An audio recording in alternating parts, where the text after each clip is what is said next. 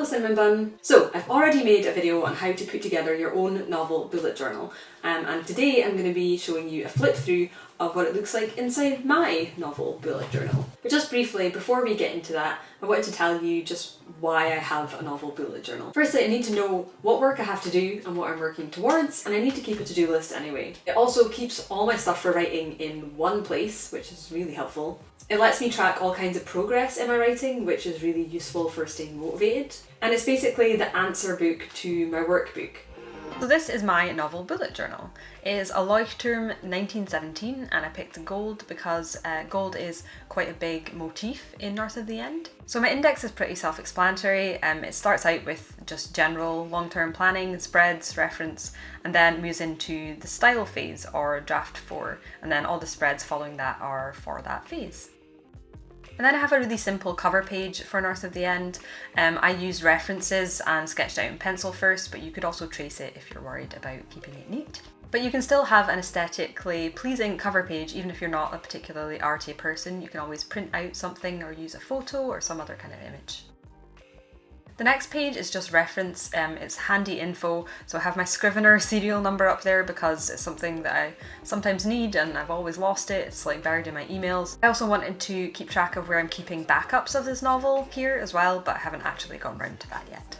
And then I have my future planning section, and this doesn't have to be called a future log or a phase log, it could be called anything. At the moment mine is called Big Picture. I started this bullet journal when I was beginning draft 4, so there was no point in me including the stages before that. So my next phases are beta phase and then agent submission, and then I have 2 blank pages because I don't actually know what the following phases after that will be, but I know there will be some. And then I just had a spread to organise my admin for the funding I received to write North of the End, so that's just a to-do list. And obviously I had to have reference pages for the plot embryo because I'm obsessed, so I have the heroic embryo and the tragic embryo, and then I also have Myers-Briggs personality model.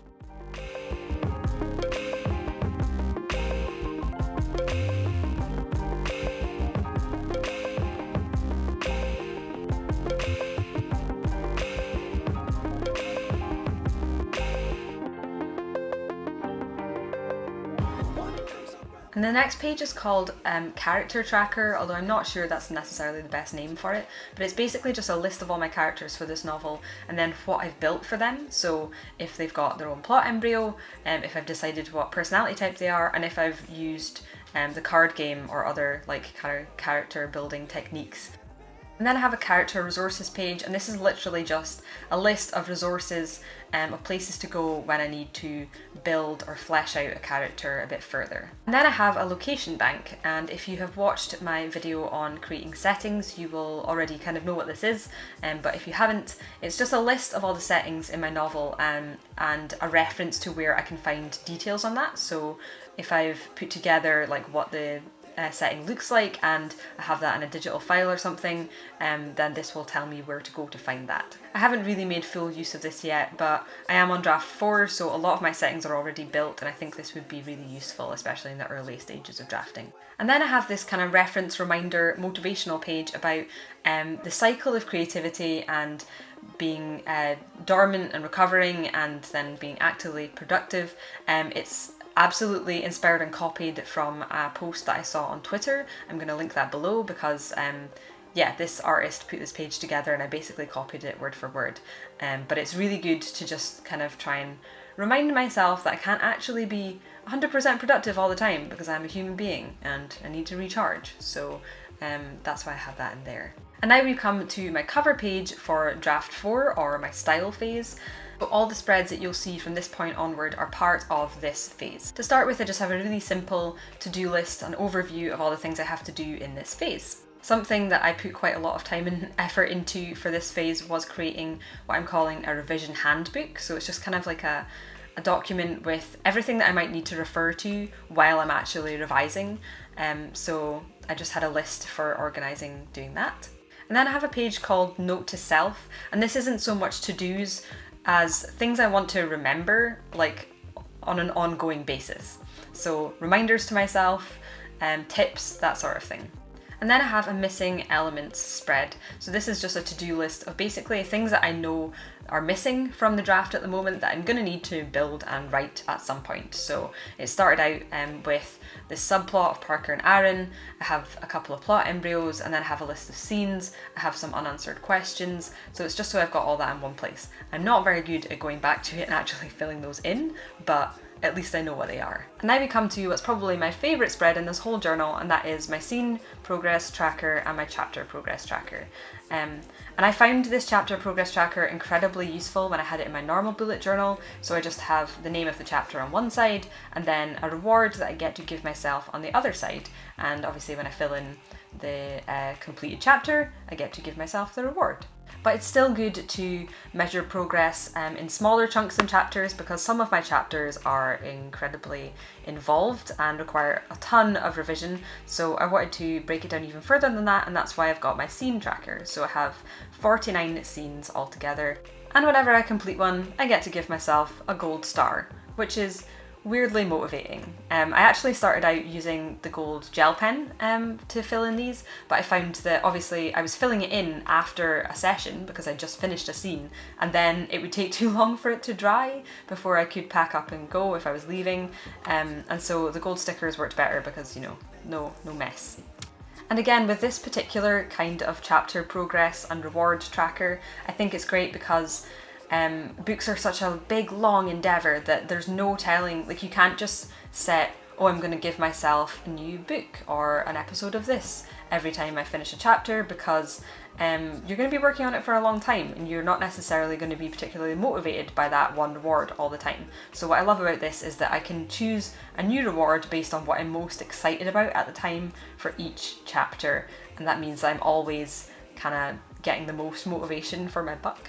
And now we come to my first time tracker. So I decided to do these by month just to make sure that I had enough space and things. And there were two motivations behind this. One, I wanted to know exactly, basically how long it was going to take me to finish this book, because I think that's useful information for planning for future books. But I also wanted to look at the times and places that I was working and seeing if there was any kind of correlation in productivity. So were there particular places and times that I was working better? And I definitely don't recommend recording this data if you're not going to use it, so don't do it just for the sake of it. But if you are interested in delving into exactly how your productivity works, then a time tracker like this can be very useful. And I kept this really simple because it can be quite hard to measure progress in revision, because you don't have just a word count that you can say, oh, I've achieved this, you know. So I have a number, and that is so maybe 1 and then the task. So 1 page revised, or 2 pages written, or 1 scene built. So I try and quantify it that way. And now we're on to my first chapter spread. So this is chapter 1. It's very simple. It's just basically a list of tasks and notes, and I even had a little page tally of how many pages I'd revised. So I tried something different for my chapter 2 spread. Instead, I split my page in half. I had 1 section for tasks, 1 for notes, and then I had what was a little log on the next page, because I got this idea actually from a podcast called 88 Cups of Tea, and an interview with Sarah J. Maas, but she was speaking about writing a little line about what just happened when you finished writing, and then what needs to happen next, so that you can kind of get back into the story quicker. And I tried that a little bit and I didn't really continue with it. And the rest of this page is just full of notes. This was a really involved, basically complete chapter rewrite, so this is more notes than I had for any other chapter really. But yeah, I found this spread pretty useful. And the next spread is for a site called forthewords.com, which is a kind of like writing motivation site where they kind of gamify it. It's like an RPG, so you do writing sprints and each one is to fight a monster. And so I was using these quite a lot because I was writing a lot of new material, so I was kind of going by word count.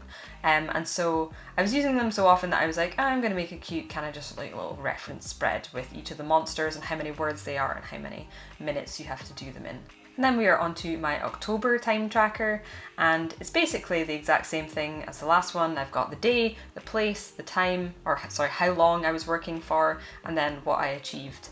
and I have little dividers here to show where I completed chapters and things. I barely needed any notes for chapter 3, so chapter 3 and chapter 4 spreads are on the same page, and again it's pretty simple. I just had tasks on one side, notes on the other, a little page tally to mark how many pages I'd revised, and by chapter 5 I was really quite happy with the spread, so I just kept doing that.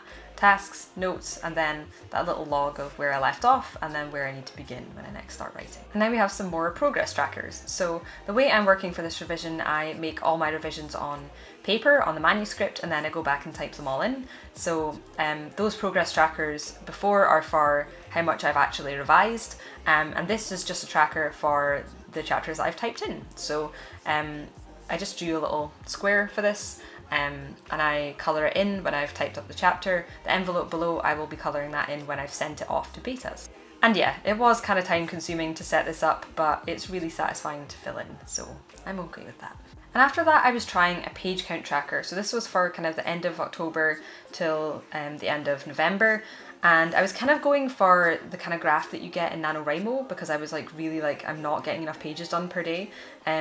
But I ended up, it wasn't really great timing for this. I was kind of trying to motivate myself when I was really burned out on this story. And so you'll see I started out quite well and the rest of it not so well.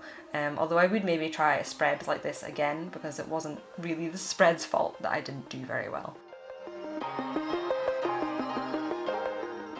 My November time tracker is just exactly the same. And finally, my unfinished spread for chapter 6. And lastly, I did forget to show this on camera, but in the back pocket of this little journal, I just keep those little gold star stickers, which is quite handy. So I've kept it pretty minimalist in terms of colour and designs and things. I just stick to black and gold pen because I like that it's related to the North of the End theme. I find that motivating and just kind of makes me happy. Your journal can be as aesthetically pleasing or as minimalist as you like, as long as it keeps you organised and motivated. It can look however you want it to look. But I do hope that it goes without saying that you should always be spending more time writing than you do on your writing bullet journal.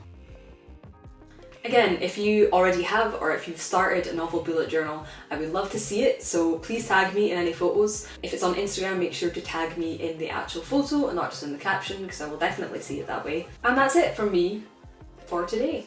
Be sure to go to rachelsteven.com and check out my novel craft library because it's got more tools for writers over there, and it's a brand new website. I built it all myself and I'm very proud of it, and I would like more people to see it, please. So go and have a look. Go and tell me what you think. Go and have a look and tell me that it's too pink. It's really pink.